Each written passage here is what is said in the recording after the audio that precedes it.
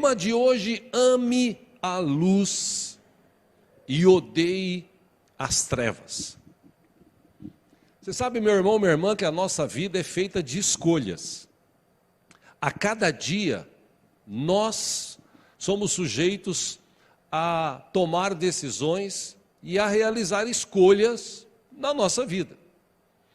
A gente escolhe que roupa vestir, a gente escolhe quando você tem condições, que carro andar.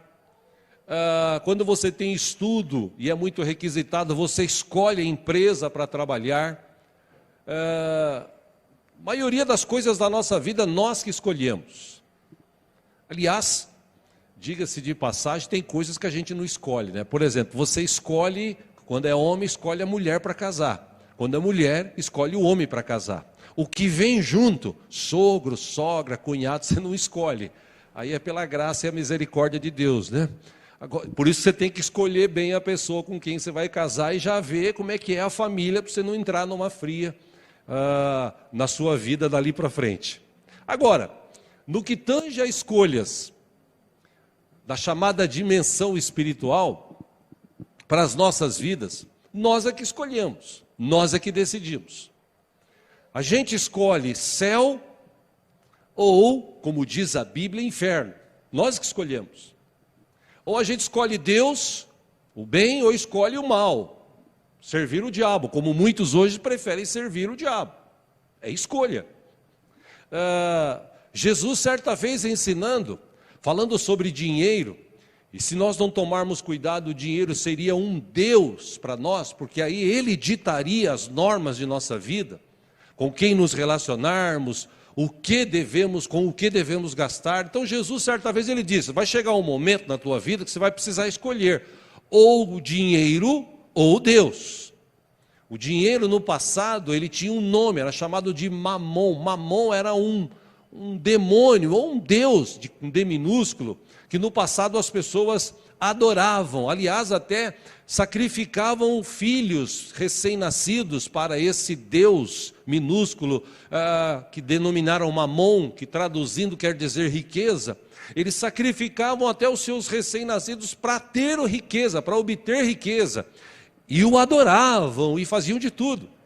Por isso que quando Jesus ensinou o cuidado que a gente tem que ter com o dinheiro, para ele não ser dono da gente, Jesus disse: vai chegar uma hora que você vai ter que escolher ou Deus ou Mamon. Nós escolhemos ser obedientes ou ser desobedientes. Nós é que escolhemos.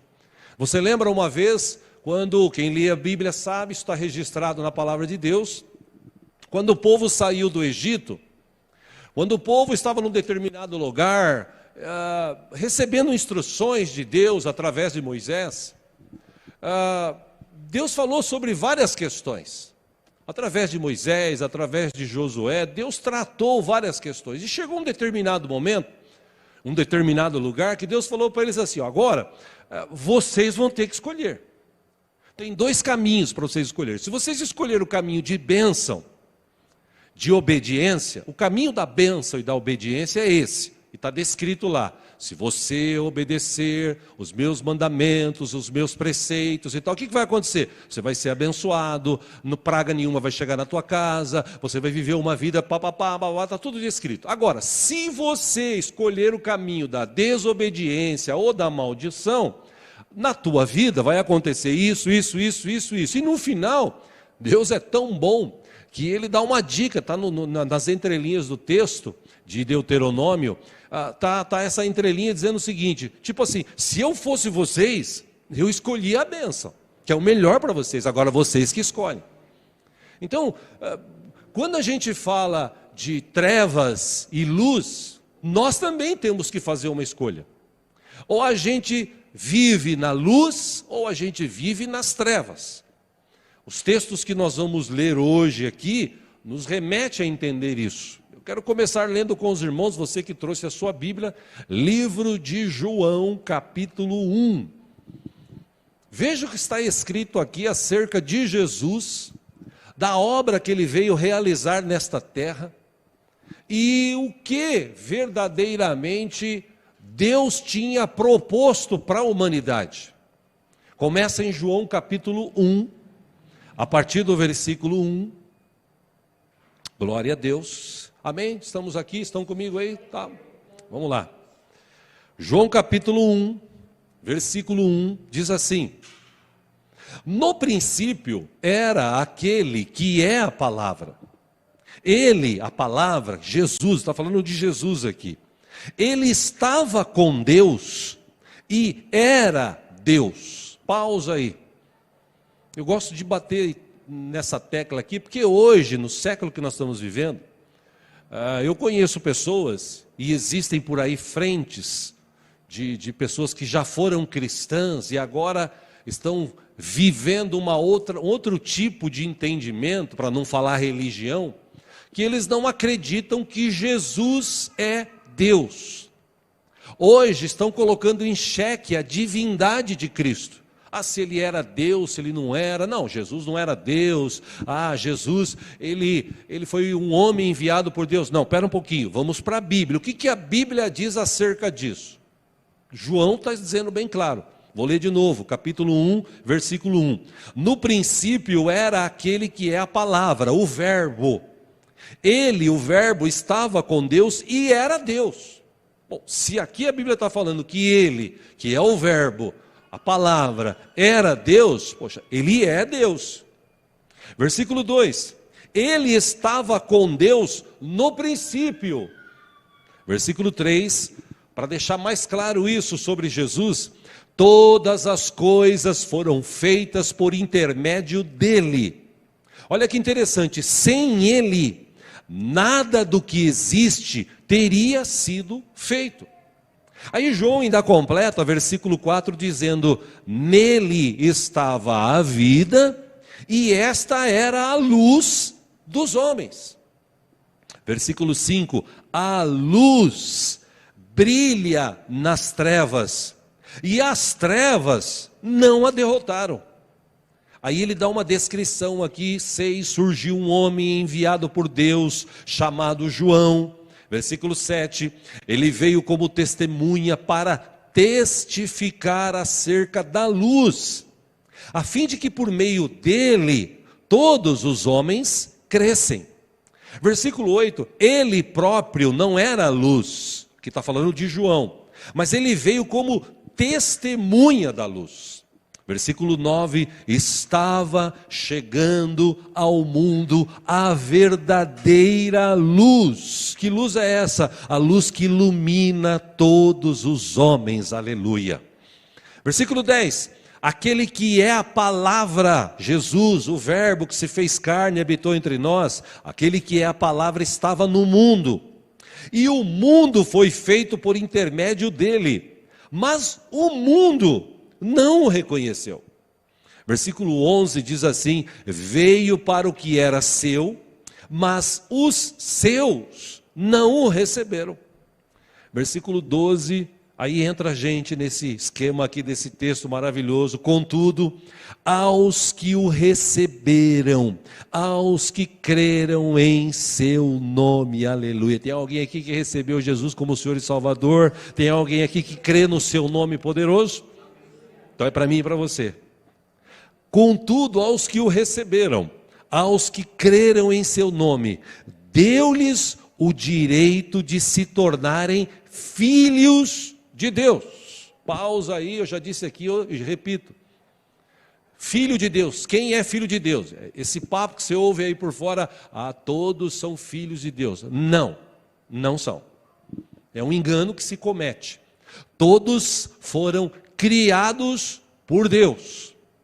Agora, filhos, está bem claro aqui, os que receberam Jesus como Senhor e Salvador, os que creram no seu nome, que é poderoso, o nome que foi dado acima de todo nome, estes têm o direito de se tornarem filhos de Deus.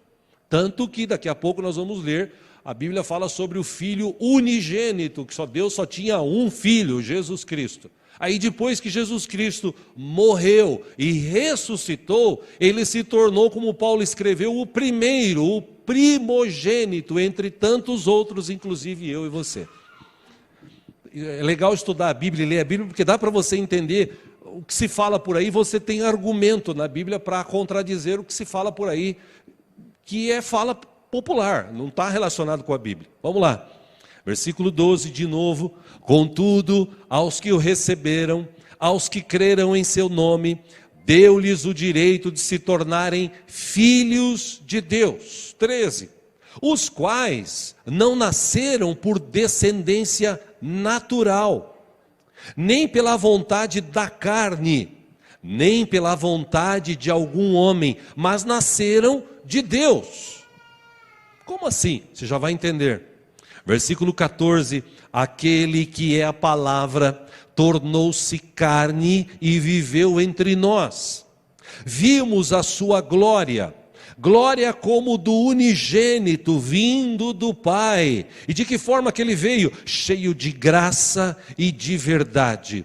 Versículo 15, João dá testemunho dele, ele exclama: este é aquele de quem eu falei. Aquele que vem depois de mim é superior a mim, porque já existia antes de mim.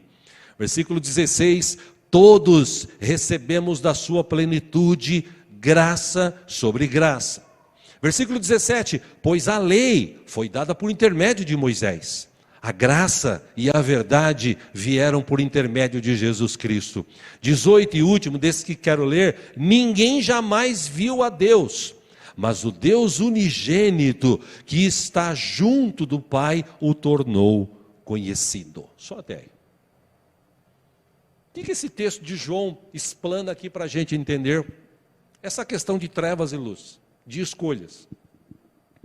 João deixou bem claro aqui que Jesus, Deus, o verbo, por que o verbo, a palavra? Na criação, Jesus já estava lá com Deus, o Espírito estava com Deus, o Espírito Santo. Quando Deus disse, poder da palavra, haja luz, através de Jesus tudo foi feito, porque o texto diz isso. Tudo o que existe foi feito por Ele e para Ele. Então, Ele era o verbo, quando Deus falava alguma coisa, Jesus ia e realizava.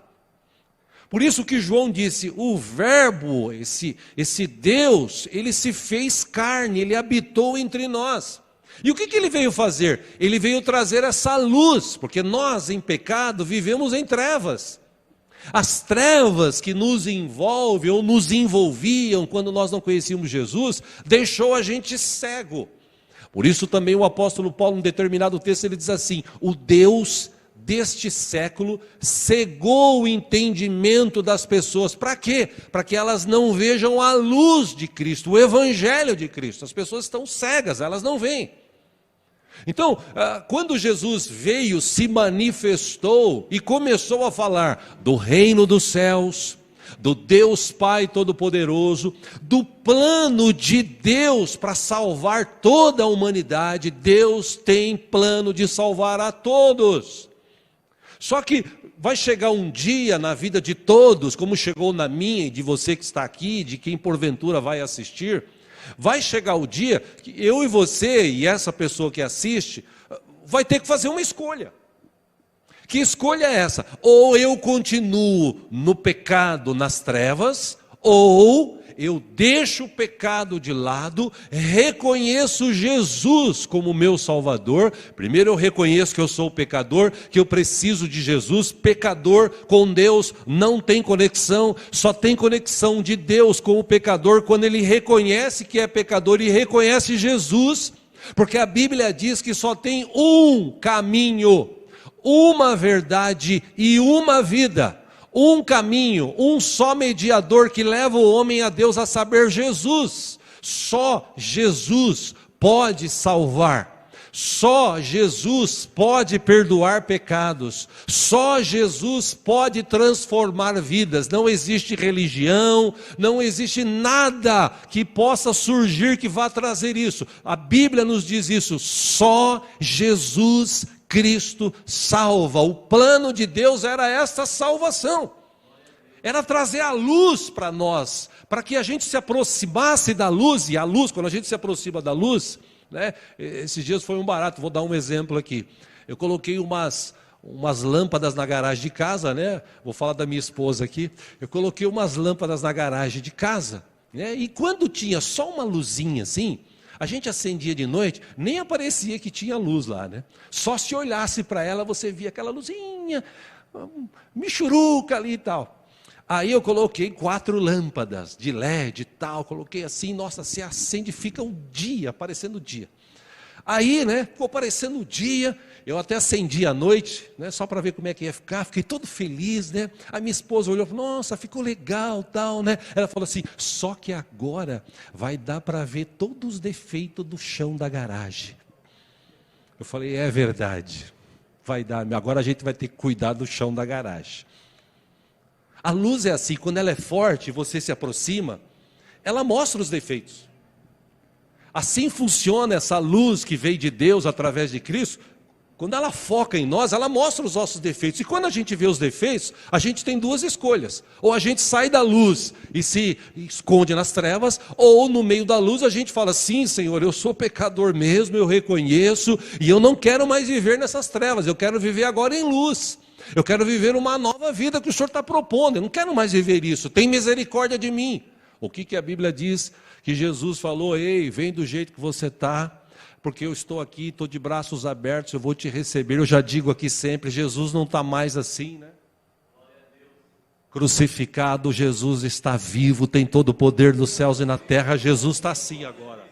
Vem do jeito que você está, que eu tenho solução para a tua vida, eu posso te ajudar, eu posso te transformar, eu posso te salvar, eu posso perdoar os teus pecados. Esse é o nosso Jesus. Então, dentro desse entendimento de quem é Jesus e qual é a razão principal dele ter vindo, aconteceu um fato muito interessante. Quero ler agora com vocês João capítulo 3. Estava em João capítulo 1, vá agora para João capítulo 3. Vamos lá. Glória a Deus.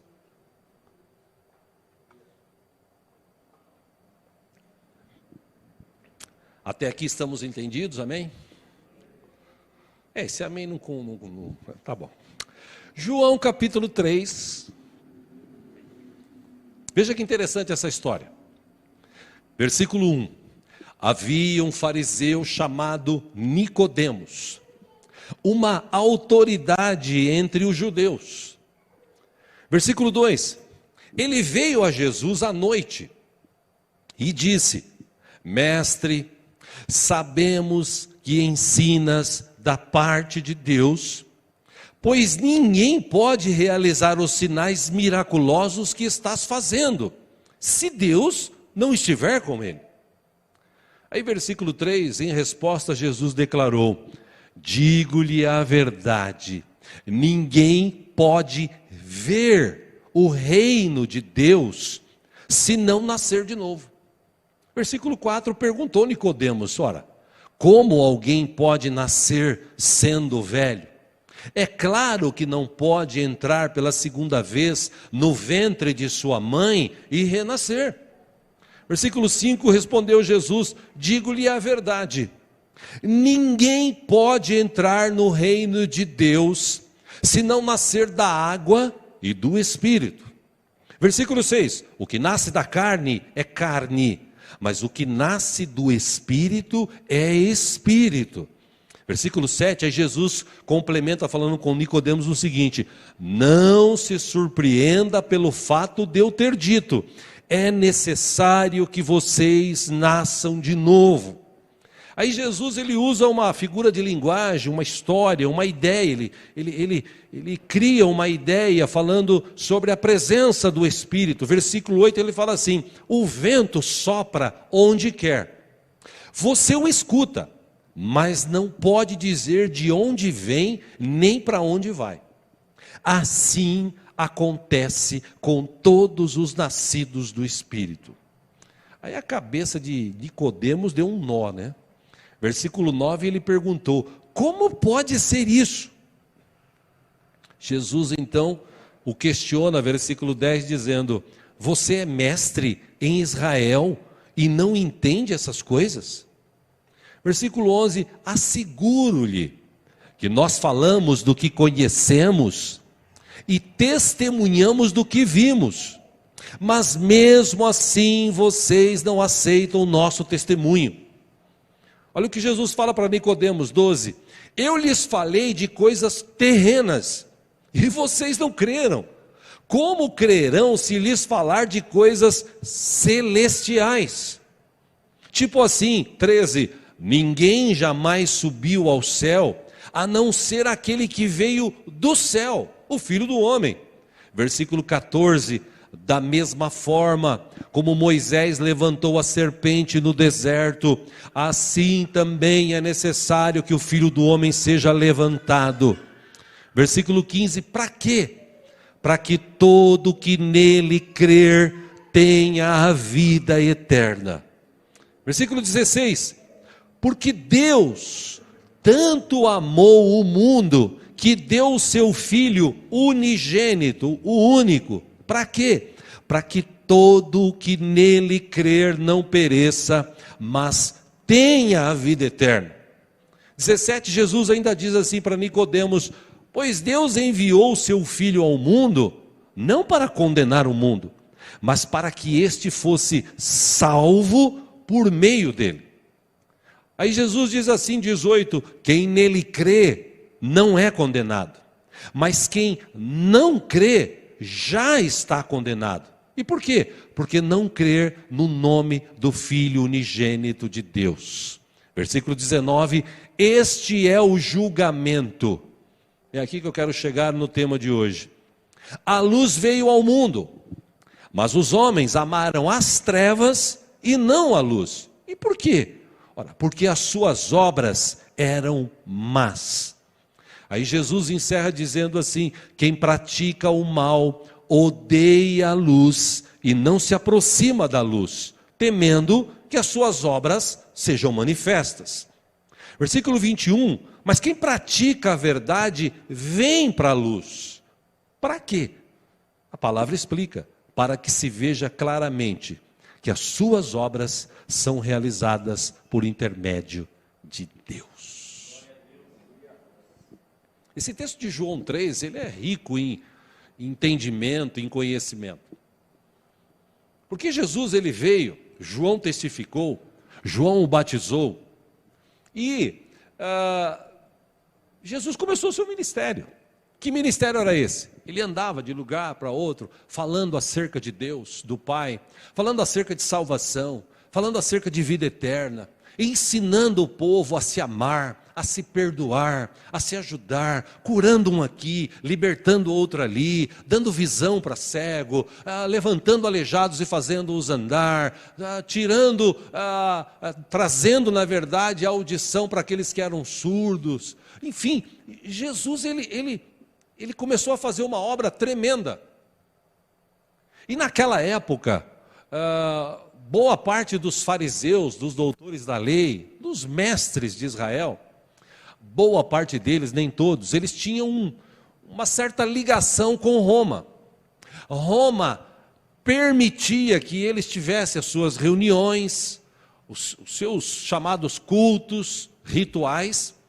Eles pagavam o imposto, eles cobravam o imposto do povo para Roma, tanto que tinham alguns cobradores de impostos que eram odiados pelos judeus, apesar de ser judeus. Zaqueu era um desse. Zaqueu, quando chegava, o povo odiava. Ele era judeu, mas ele tinha um conchavo com Roma. Ele cobrava impostos e ganhava para isso. Esses homens doutores da lei, quando eles ouviram falar de Jesus e o que Jesus estava ensinando, poxa, veio de encontro justamente aquilo que eles não ensinavam. Ao contrário, eles ensinavam outras coisas. Eles ensinavam que só judeu podia conhecer Deus, só quem tinha saúde plena poderia entrar na presença de Deus, por isso que os leprosos, os doentes ficavam afastados. Você vê que aquela mulher do fluxo de sangue, ela tocou em Jesus e foi curada, e quando Jesus parou e falou assim, escuta, quem me tocou? Mestre, está cheio de gente tocando. Falou, não, alguém me tocou porque saiu virtude da minha vida. Aí aquela mulher com medo, o texto diz que ela estava morrendo de medo. Por quê? Porque a pessoa doente não podia chegar perto das outras. E Jesus disse para ela, você sabe muito bem, nós já estudamos sobre isso, vai filha, vai em paz, tua fé te salvou, te curou, vai na fé aí. Esses homens, eles tinham um entendimento completamente diferente do que Jesus tinha proposto acerca do reino de Deus. Esses homens, eles eram, como o próprio Jesus disse, alguns deles, cegos guiando cegos. Eles não conheciam a plenitude de Deus e não permitiam que o povo conhecesse a plenitude de Deus. Aí vem Jesus e escancara as portas dos céus, dizendo o seguinte: eu não vim para julgar, eu vim para trazer vida e vida com abundância, eu vim para libertar, eu vim para curar, eu vim para salvar, eu estou aqui. Jesus começou a fazer essa obra, e esses caras, boa parte deles, seguia de longe Jesus e via o que ele fazia, e tipo assim, eles começaram a armar um esquema para vamos dar um jeito de fazer esse Jesus ser preso. Eles armaram até lá na frente, no final do ministério de Jesus, um jeito até de matá-lo, porque eles não concordavam com o ensino de Jesus, ao contrário, eles que levaram Jesus para Pilatos, para que Pilatos pudesse condená-lo. A história você sabe, você que lê Bíblia, os próprios judeus. Terrível isso. Mas entre estes, tinha um chamado Nicodemos. E Nicodemos, segundo a história paralela à Bíblia, ele foi um homem muito importante no meio dos judeus, no meio daquele chamado da época, era chamado Sinédrio. Sinédrio era o lugar onde tinha os mais inteligentes, os mais poderosos, os mais ricos, os mais famosos entre os judeus, né? Eles se reuniam nesse sinédrio para, tomar decisões. Olha, o cara lá roubou minha galinha, e aí como é que eu faço? Se era judeu, eles tinham esse direito de dar julgamento, de dar sentenças. E Nicodemos era um destes que fazia parte. E interessante que essa palavra grega utilizada eu estava pesquisando isso, para descrever a posição de Nicodemos, é usada uma palavra archon, que traduzida, uma palavra grega, que traduzida quer dizer governador. Ou seja, Nicodemos tinha uma posição de destaque no meio do povo. Por isso que a gente leu o texto, não sei se você prestou atenção, quando a gente leu João 3, o começo diz que Nicodemos, ele foi falar com Jesus de noite. Por quê? Porque o que Jesus falava criou no coração dele, criou na vida dele uma dúvida, assim, poxa, será que o que ele está falando é verdade?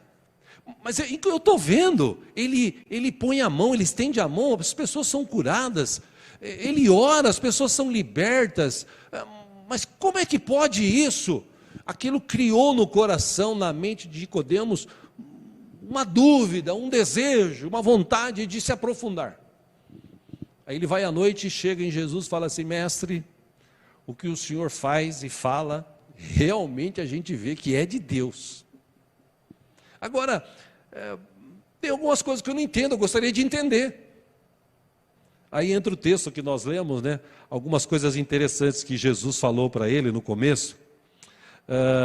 Se você está com a Bíblia aberta aí em João 3, Jesus disse para ele assim: olha, capítulo 3, versículo 3, ninguém pode ver o reino de Deus se não nascer de novo.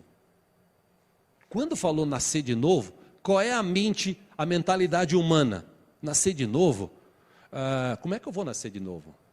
Não tem como eu voltar para o ventre da minha mãe e nascer de novo. Eu não entendi, o que você está falando? Aí Jesus fala para ele assim: pô, você é um cara inteligente, manja tudo de lei lá em Israel e você não entende? Olha, eu vou te explicar. Quem nasce da carne é carne. Agora, quem nasce do Espírito, esse agora é do Espírito, ele nasce de novo. Aí ele falou: como assim? Aí Jesus usa aquela figura de linguagem que eu falei. Falou assim: você vê o vento? Você vê o vento? Alguém já viu o vento aqui alguma vez? Eu vou baixar minha mão porque eu nunca vi. Agora, você sente o vento. E às vezes você não sabe de onde ele vem. Se vem da frente, de trás, parece que ele vem da frente, e de repente muda, vem de trás. Você não sabe. Agora, você sente o vento. Aí Jesus, usando esse exemplo, essa figura de linguagem, Jesus diz para Nicodemos assim: o que você precisa entender é que quem nasce do Espírito não é esse mecanismo de carne com carne, não, agora você nasce através do Espírito. O Espírito faz brotar dentro de você uma nova vida, e nessa nova vida agora é uma vida de luz. Por isso Deus mandou o seu Filho. Você que conhece a lei, né? Você é um estudioso da lei, claro. Você lembra o que está escrito lá? Assim como Moisés levantou aquela serpente no deserto. Você sabe por que Moisés levantou a serpente no deserto? Claro que ele sabia, ele era um doutor da lei. Por que Moisés levantou a serpente no deserto? Porque o povo pecador, reclamador, falava mal de tudo, reclamava. De repente Deus permite, vem uma praga de cobras que começam a picar, muitos deles morrem. Aí depois de morrer muita gente, ele chega em Moisés, tem misericórdia de nós, a gente pecou, a gente falou mal contra Deus, fala com Deus. Aí Moisés fala: Senhor, o que aconteceu? Ele fala assim: olha filho, faz o seguinte, faz uma serpente de bronze, e segundo estudiosos bíblicos, o bronze na Bíblia representa a justiça. Coloca numa haste assim bem alto e levanta. Mesmo sendo picados por cobras, se eles olharem para essa serpente de bronze, eles vão ser justificados e eles não vão morrer, apesar de terem pecado. Lembra disso? Aí, claro, Nicodemos falou que sim.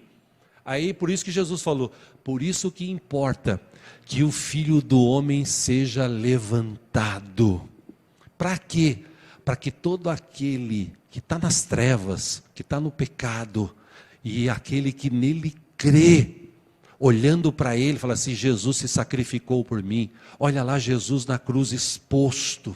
Aquele que não tinha pecados, aquele que não cometeu mal algum, aquele que ajudou a todos, que amou a todos, que abençoou a todos, agora ele está lá na cruz, tem pregos nas suas mãos, nos seus pés, o seu sangue está sendo derramado, e eu reconheço Jesus, que era para eu estar aí, porque fui eu quem pequei. Obrigado Jesus, porque o Senhor morreu aí na cruz por mim, eu te reconheço como Senhor e Salvador. Eu olhei para a luz e aquela luz clareou a minha mente. Agora eu não tenho mais religião, agora eu não tenho mais isso, agora eu tenho Jesus. Ele é o autor e consumador da minha fé. Por isso que Hebreus fala: agora rodeados por uma tão grande nuvem de testemunhas, Hebreus 12, olhe para Jesus. Por quê? Porque Ele é o autor e consumador da tua fé. Quando eu conheço Jesus, quando eu entendo quem é Jesus, quando eu sei o que Ele fez, e Ele fez tudo o que Ele fez por mim, por você, eu entrego a minha vida. E quando eu entrego a minha vida, quando eu sou batizado, por isso que Jesus falou: quem nasce da água e do Espírito, agora tem uma vida espiritual. Aquela fração de segundos, sempre eu mostro aqui, porque aqui é o nosso batistério. Naquela fração de segundos que você é colocado embaixo da água e sobe, você mata a velha natureza, você nasce uma nova vida, só que você nasce agora do Espírito para viver uma vida espiritual. E aonde é essa vida espiritual? Na luz. Agora eu não vivo mais nas trevas, eu não vivo mais escondido. Sumi da câmera ali porque não tem nenhum cameraman hoje, uma pena. Vou voltar aqui para ser pego ali, aí só voltei. Obrigado, cameraman. Vou correr para cá agora, tá? Estou aqui no escurinho. Eu tenho Jesus, mas eu estou no escurinho. Por quê? É porque eu ainda cometo algumas coisas, eu ainda falo algumas coisas, e eu ainda faço algumas coisas que, se o pessoal souber, vai pegar mal. Aí um dia ele ouve uma palavra: irmão, saia da escuridão, para de enganar, para de mentir, para de roubar, para de adulterar, para de se prostituir, para de xingar, viva uma nova vida. E o Espírito Santo fala, porque é ele que convence, né? Convence, ele fala: ai meu Deus, aí ele sai, quando ele chega na luz, a luz ilumina, fala: realmente eu sou pecador, eu preciso mudar, eu não posso mais viver assim. Jesus falou isso para Nicodemos. E é interessante que, se você ler a história, eu citei aqui sobre Nicodemos, a posição dele. Tem uma citação, acompanha aqui no telão, João 7:43. Jesus ensinou aquela história que eu falei aqui. Jesus curou, abençoou, tal. E o povo, João 7,43, o povo ficou dividido por causa de Jesus. Pelas coisas que ele falava. Pô, a gente teve um ensinamento. Agora é outro. Vou dar um exemplo mais atual aqui. Século 14, 15, Martinho Lutero. Martinho Lutero, ele era padre. Ele vivia como padre. Ele estudou a Bíblia, ele lia a Bíblia. Até o dia que ele leu a Bíblia, e ele entendeu o seguinte: escuta, os caras estão cobrando para a pessoa sair daqui para o purgatório, cobrando um valor para ela sair do purgatório e ir para o céu. Esses caras estão errados, pelo amor de Deus. Ele fala, não, isso não existe, a salvação é de graça para quem crê em Jesus Cristo. E aí ele bateu de frente com os padres, os papas da época, ele foi até excomungado. Ainda assim, Martinho Lutero se converteu ao cristianismo, a Cristo Jesus. E a história dele diz que ele traduziu a Bíblia para o alemão, que era a língua de origem dele. Depois de ter traduzido 3, 4 anos fazendo isso, ele pediu para alguém imprimir, ele pegou aquelas primeiras Bíblias impressas em alemão e foi na terra natal dele e disse, existe um Deus vivo e poderoso, que salva, que cura, que liberta e não cobra nada por isso. Aí, veja que interessante, versículo 45. Bom, finalmente os guardas do templo voltaram aos chefes dos sacerdotes. Inclusive Nicodemos estava lá no meio da patota. E aos fariseus, os quais lhe perguntaram, escuta, por que vocês não trouxeram esse Jesus? Eles mesmos disseram, ninguém jamais falou da maneira como esse homem fala, declararam os guardas. O jeito que ele fala, o jeito que ele ensina, é diferente de tudo que a gente já ouviu até hoje. Aí 47, será que vocês também foram enganados? Perguntaram os fariseus.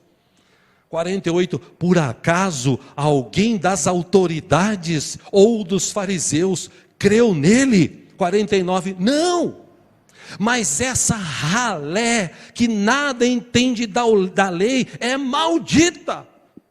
Olha o que os caras falaram dos seus súditos, dos membros da sua igreja. 50, Nicodemos, um deles, que antes tinha procurado Jesus, perguntou-lhes. Ele foi normal ali, comum, a pergunta comum. Bom, a nossa lei condena alguém sem primeiro ouvi-lo para saber o que ele está fazendo? Aí 52 eles responderam, você também é da Galileia? Verifique e você vai descobrir que da Galileia não surge profeta. Tipo assim, daquela cidadezinha, daquele lugarzinho, não vem coisa boa. Nicodemos, ele estava ali no meio daqueles homens, me permite essa expressão, mas acho que ele começou a ficar enojado ali. Porque ele viu Jesus, ele conheceu Jesus, ele esteve do lado, ele conversou. Jesus tirou dúvida, Jesus revelou para ele que ele precisava nascer de novo, que ele precisava viver uma nova vida, que ele precisava reconhecer a ele como o Senhor e Salvador de sua vida, que ele precisava deixar aquela religiosidade de lado, que ele precisava deixar aquele negócio de lado, viver uma nova vida. E é interessante, meus irmãos, que lendo a Bíblia, lá no o próprio livro de João, pena que eu não separei aqui, mas no final, acho que capítulo final, onde Jesus morreu e ele foi ser sepultado. João é o único livro que relata isso. 2 homens foram para Pilatos pedir para ele o corpo de Jesus. Um chamava José de Arimateia e outro chamava Nicodemos.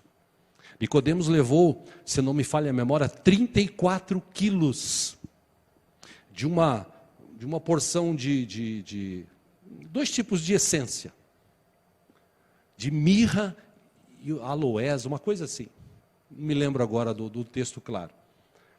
34 quilos, porque era um costume dos judeus, quando morria alguém, eles passaram um bálsamo assim, deixar o corpo bem perfumado e tal. Eles 2 foram pegar o corpo de Jesus, e antes de sepultar, fizeram todo esse trâmite. Nicodemos foi um destes homens. E por que Nicodemos fez isso? Por que Nicodemos fez isso? Porque aquela religiosidade tinha ficado para trás. Ele entendeu que ele não era mais o bambambam. Ele era mais um que precisava da graça e da misericórdia de Deus. Ele entendeu quando Jesus falou para ele assim: tem gente que ama as trevas. No mundo de hoje, o que mais a gente vê são pessoas que amam as trevas. E por que amam as trevas? Porque as suas obras são más. Você já viu algum político desses bambambãs aqui do Brasil? Se um dia um desses se convertesse, eu acho difícil, mas se um dia um desses se convertesse e falasse assim, igual Zaqueu, eu vou devolver o dinheiro que eu roubei, Jesus amado, o Brasil acho que ia se tornar o país mais rico do mundo, de tanto que já roubaram. Mas é difícil esses caras se converter, por quê? Porque as obras deles são más, eles só pensam neles, eles estão nas trevas. Existem pessoas que não querem saber de Jesus, por quê? Porque ele quer viver numa vida de sexo ilícito. Ele quer viver numa vida de negócios escusos. Ele ganha dinheiro que nem água. Eu já falei, isso aconteceu aqui na igreja. Tem um irmão aqui, eu tinha um irmão aqui, que antes de se converter, ele ganhava entre 30 e 35 mil por mês. Mas o que ele fazia ilícito, o que ele fazia praticamente não, mas as coisas que ele preparava era para ganhar um negócio ilícito. Até o dia que ele se converteu, e no dia que ele se converteu e viu a luz, ele falou assim, espera um pouquinho, eu não vou mais fazer isso. Eu vou agora trabalhar honestamente. E aí foi difícil, porque quem ganha 35 mil por mês para ganhar 3.500 no outro mês, precisa ser muito crente para se converter mesmo. Mas é preferível ganhar 3.500 e ter a vida eterna nos céus com Deus, do que ganhar um monte de dinheiro e depois passar a eternidade longe de Deus no inferno. Nicodemos entendeu isso. Nicodemos fez uma escolha. A escolha dele foi a óbvia. Eu quero viver na luz. Eu amo a luz. Eu não amo mais as trevas. Eu amo a luz. Essa luz que vem de Deus através de Jesus, que ilumina os homens. E quando essa luz ilumina a gente, ela é tão forte que ela ilumina a gente. Por isso que Paulo também falou do brilho, que a gente brilha como os cristãos verdadeiros, eles brilham como estrelas. Por quê? Porque essa luz vem, ela mostra todos os nossos defeitos, e a gente vai arrancando esses defeitos, a gente vai deixando esses defeitos de lado, a ponto dessa luz começar a brilhar através de nós. Para que as pessoas possam ver o seguinte, caramba, quem viu aquele cara, quem viu aquela mulher, olha hoje, é a luz de Jesus que está brilhando através de nós. Mas para isso acontecer, irmãos, é preciso deixar as trevas. É preciso fazer uma escolha. Lembra-se? Essa escolha eu e você fazemos. Para elucidar a tua mente, estou terminando aqui, mas para elucidar a tua mente, quero ler uma história, parte de uma história aqui, né? Está em Gênesis capítulo 25, com a ajuda dos irmãos ali, Gênesis 25, versículo 29. O texto diz assim, história conhecida, só para lembrar. Certa vez, quando Jacó preparava o ensopado, Esaú chegou faminto, voltando do campo, versículo 30, e pediu-lhe, dê-me um pouco desse ensopado vermelho aí. Olha o papo dele, me dá um pouco desse ensopado vermelho aí, eu estou com fome, estou faminto. Por isso também foi chamado Edom. Edom quer dizer vermelho, a tradução. 31, Jacó, espertão, picareta, o nome dele já traduzido é isso. Respondeu e disse, venda-me primeiro o seu direito de filho mais velho. Por quê? Porque o filho mais velho, naquela época, ele recebia uma bênção especial do pai. Até hoje é assim no meio dos judeus. Ele recebia uma bênção muito especial. Então ele disse, venda-me primeiro o seu direito de filho mais velho. 32, disse Esaú, eu estou quase morrendo, de que me vale esse direito? 33, Jacó porém insistiu, jure primeiro. Aí ele fez um juramento, vendendo o seu direito de filho mais velho a Jacó. 34, então Jacó serviu a Esaú pão com ensopado de lentilhas. Ele comeu, ele bebeu, ele deve ter se esbaldado. O cara está com fome, né? Já visto uns irmãos aqui da igreja, quando está com fome, eles dá até medo de chegar perto, né? Pega o prato e come, e se satisfaz. Imagina Esaú, que delícia, esse negócio vermelho que você fez, esse pão aqui, essas lentilhas, nossa, que delícia, e comeu, e comeu, e comeu, até se explodir. E o texto diz que assim Esaú desprezou o seu direito de filho mais velho. Só que passou um tempo. Isaac ficou velho. Isaac estava para morrer, já não enxergava direito. Aí Isaac chama Esaú e fala assim: Esaú, já estou indo mesmo, partindo dessa para outra. É melhor você prepara um sopadão gostão, uma carne gostosa. Vai caçar, que você é caçador. Traz lá um negócio bacana aí. Eu vou comer e depois eu vou te abençoar. Eu não sei quanto tempo mais eu vou viver. E Esaú, tá bom, pai, e foi. Nesse meio tempo, a mãe dos dois ouviu. Como ela gostava de Jacó, porque Jacó era meio cozinheiro, né? Jacó, vem cá. Aconteceu isso. Vai lá correndo e prepara. Aí Jacó preparou. Ela pegou roupas de Esaú, fez Jacó vestir. Jacó era mais peludo desculpa, Esaú era mais peludo que Jacó. Ela pegou tipo um pelo assim, colocou nos braços as roupas dele. Aí quando ele chegou lá: eu estou aqui. Nossa, você veio rápido, né? Ainda mentiu, falou assim: não, é que Deus colocou no meu caminho a caça. Mentiroso, picareta, salafrário, né? Por isso que o nome Jacó diz isso. E aí ele recebe a bênção. O pai dele: bom, já que é você, cheirou, o cheiro de Esaú, apesar de não parecer, o cheiro de Esaú. Vem cá, me dá um abraço. O que você está usando é o que Esaú usa. Puxa vida, então vem cá, filho. Gênesis 27, 28, ele estendeu a mão e disse assim: que Deus lhe conceda do céu o orvalho e da terra a riqueza, com muito cereal e muito vinho. 29, que as nações o sirvam e os povos se curvam diante de você. Seja senhor dos seus irmãos e curvem-se diante de você os filhos de sua mãe. Malditos sejam aqueles que os amaldiçoarem, malditos sejam os que o amaldiçoarem, e benditos sejam os que o abençoarem. Aí ele sai dali feliz da vida com aquela bênção da primogenitura. Passa um tempo, vem Esaú: está aqui, pai. Aí ele: o quê? Está aqui. Não, mas eu já comi, você não trouxe? Não, está aqui, estou trazendo agora. Não, você estava aqui. Não fui eu. Aí ele: meu Deus, seu irmão veio aqui, vestido de você, trouxe o prato que eu pedi, e eu comi e abençoei ele.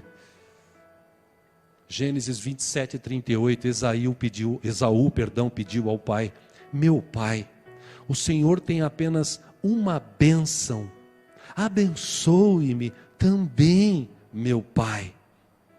E o texto diz que então chorou Esaú em alta voz. Uns anos antes ele tinha escolha: me dá o direito de sua primogenitura? Não. Se quiser me dar eu guisado, eu como, mas eu não vou te dar direito. É meu? Eu vou trocar com você? Eu não. Mas tá gostoso, ó, cheiro, ó. Você tá com fome? Eu tô com fome, tá gostoso, mas eu não vou te dar, não. Porque esse direito é meu. Amém? Ele podia ter feito isso ou não fez? Sim ou não, irmãos? Vocês estão vivos aqui, graças a Deus? Que bom. O que ele fez? Do que me vale esse direito? Eu não quero saber de primogenitura. O que importa é hoje. Ele fez uma escolha. O que importa é hoje. Então jura. Eu juro, fica para você esse direito aí, eu não quero saber, eu estou com fome. E o texto diz que ele chorou amargamente. Trazendo para os tempos que nós lemos aqui de Jesus, o que Jesus nos ofereceu? João 3,14, da mesma forma como Moisés levantou a serpente no deserto, assim também é necessário que o Filho do Homem seja levantado. Para quê? Para que todo o que nele crer tenha vida eterna. E por que isso? Porque Deus tanto amou o mundo que deu seu Filho unigênito, para que todo o que nele crer não pereça, mas tenha a vida eterna. Esse é o julgamento, Jesus disse, versículo 19. A luz veio ao mundo, mas os homens amaram mais as trevas, e não a luz, porque as suas obras eram más. Eu fico imaginando também, irmãos, na época de Noé construindo a arca. Ano 1, ano 2, ano 10, ano 20, ano 30, ano 50, ano 70, ano 80, 90, chegando nos 100 anos. Imagino que ele deve ter ouvido: tonto, Você está construindo arca para quê? Não, porque Deus falou que vai destruir esse lugar com água, vai vir água. Vocês não imaginam que vai destruir. Você está ficando louco. Naquela época, segundo o texto de Gênesis, não chovia. Brotava do chão um orvalho. Caía um orvalhozinho que brotava assim, subia e caía. E o povo olhava, coitado. O que diz o texto? Quando Jesus cita o exemplo de Noé. Como era nos dias de Noé, né? O povo comia, bebia, casava-se, davam-se em casamento, viviam a vida como se nada tivesse acontecendo, até o dia que Noé e sua família entrou na arca e Deus fechou por fora. Hoje nós temos uma escolha a fazer: ou a gente permanece firme, ou a gente vai acabar voltando para as trevas. Nós escolhemos. Eu, até hoje, 59 anos de idade, eu tenho preferido buscar a Cristo, seguir a luz e deixar que essa luz cada vez mais invada a minha vida e mostre os meus defeitos, para eu me corrigir, para eu ser conforme o coração de Deus. Eu quero ser uma bênção para as pessoas, eu quero levar a palavra de Deus para as pessoas, eu quero que as pessoas vejam Jesus através da minha vida. Eu escolhi a luz. Mas Jesus falou: os homens amaram mais as trevas. Eu estou te trazendo essa palavra hoje, que o tempo que a gente está vivendo é um tempo que muita gente está deixando a luz para voltar para as trevas. E o meu desejo é que quando você ouvisse essa palavra hoje, você pudesse falar assim: espera um pouquinho, eu não vou voltar para as trevas. Trevas é longe de Deus. Eu prefiro a luz. Eu prefiro estar na presença de Deus. Se eu tiver que abrir mão de alguma coisa, eu vou abrir. Se eu tiver que abrir mão das escolhas do mundo, eu vou escolher Jesus. Eu vou escolher servir a Deus. Amém? Vamos ficar em pé, vamos orar juntos? Para te ajudar a pensar sobre isso, Tito capítulo 2, acompanha aqui no telão, versículo 11. Paulo escrevendo a Tito disse assim: porque a graça de Deus se manifestou salvadora a todos os homens. 12. Ela nos ensina a renunciar à impiedade e às paixões mundanas. A graça de Deus se manifestou salvadora a todos os homens. Que tipo de graça é essa? Essa graça nos ensina a renunciar à impiedade e às paixões mundanas e a viver de maneira sensata, justa e piedosa nesta era presente, enquanto aguardamos a bendita esperança. Que bendita esperança é essa? A gloriosa manifestação de nosso grande Deus e Salvador Jesus Cristo. E um dia Ele há de se manifestar com poder e glória para buscar a sua igreja lavada e remida pelo seu sangue. Apesar de ter gente que não acredita nisso hoje, prefere as trevas, eu creio na palavra. Aí ele diz assim, versículo 14: Ele se entregou por nós, a fim de nos remir de toda maldade e purificar para si mesmo um povo particularmente seu, dedicado à prática de boas obras. Ou seja, para que eu e você fomos chamados por Jesus? Para a luz dele resplandecer através de nós, para a gente sair das trevas, para a gente fazer escolhas. E o Espírito Santo, aquele que é que nem um vento, você não sabe de onde vem, mas eu sei que o Espírito Santo veio de Deus para nós, e ele habita no coração de quem tem Jesus como Senhor e Salvador. Você não vê o Espírito Santo, mas você sente ele agindo, revelando, enchendo, capacitando a nossa vida. Só quem já teve essa experiência com o Espírito Santo sabe do que eu estou falando. Por isso que Paulo, o último texto, Gálatas 2:20, ele diz assim: Paulo, eu fui crucificado com Cristo. Assim, já não sou eu quem vive, mas Cristo vive em mim. Agora, quer dizer, a vida que agora vivo no corpo, eu vivo-a pela fé no Filho de Deus, que me amou e se entregou por mim. A luz de Deus veio, iluminou a minha vida. O Deus desse século cegou o entendimento, mas um dia Deus assim teve misericórdia de mim, de você, e desvendou os nossos olhos e a gente enxergou a verdade. Por isso que Jesus falou, se você conhecer a verdade vai te libertar. E essa verdade está aqui hoje. Jesus, Ele é o caminho, a verdade e a vida. Não, meu irmão, não sai daqui do mesmo jeito que você entrou. Sai daqui hoje pensando o seguinte: eu não posso mais voltar para as trevas. Eu não amo mais as trevas, eu amo a luz. Eu quero ficar firme com Jesus, como Nicodemos ficou. Eu não vou abrir mão do meu direito de filho, de ser eterno na presença de Deus, por causa dos prazeres desse mundo, por causa de um prato de lentilha aí, tal. Não, eu não vou trocar não. Eu vou permanecer firme. E a palavra de Deus no livro de Apocalipse diz o seguinte: se eu e você permanecermos firmes, quando a gente chegar nos céus, Jesus vai dizer assim: vinde. Deus vai dizer, né? Jesus, claro, vinde, benditos de meu Pai, para a morada que está preparada para vocês. Jesus também disse: aquele que vencer vai receber uma coroa. Que coroa é essa? A vitória que Ele deu na cruz e a gente viveu aqui nesta terra. Amém, irmãos? Feche os teus olhos, vamos orar por isso.